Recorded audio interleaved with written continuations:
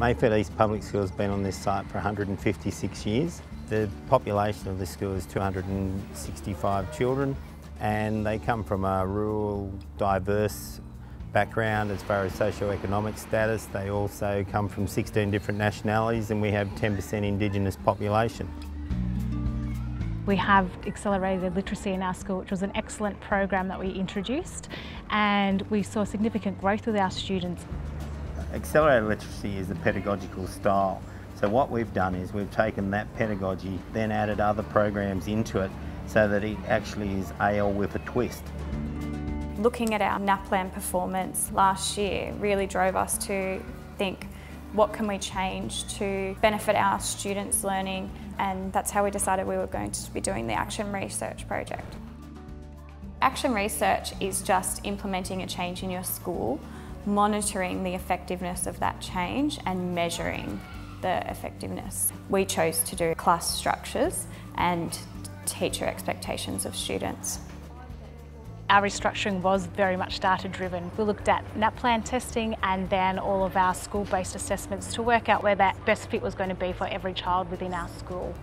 We then identified some children that had independent learning habits and children that would benefit from being in a more individualised learning environment, whereas then other students that have different needs could be targeted and supported. My mum is big. We chose the teacher expectations as it was one of the most important things about teaching. If you don't believe in your students and believe that they can do it, then they aren't going to believe that they can do it. There's current research about having high expectations for your students and how that can impact on their learning. It was really about getting everyone on the same targets, having the same levels of expectations, not only of students but of ourselves. One of the changes that we've had this year, I suppose, is working more collaboratively in a team environment. We've developed assessment schedules where we're creating assessments together, marking assessments together and identifying the parameters for student achievement together. So we've got consistent teacher judgment happening, we've got all teachers on board assessing at the same time, and then from there discussions about student achievement, about strategies that they're using in their classrooms, what's working, what's not working, and inspiring each other.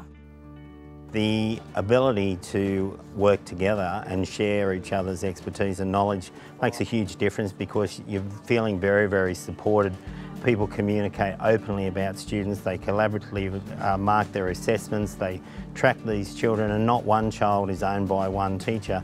This is a whole school approach where every child is an individual and we monitor every individual child's progress. Write the name of your herb in your book. The major results so far that we've seen is across the board, students are more engaged, and you get that feeling from the teachers. The teachers have more knowledge of their students' levels, they're catering for student differences better, it's just working a lot better. I think the biggest thing about implementing change in the school is actually giving people a purpose and also developing a shared vision.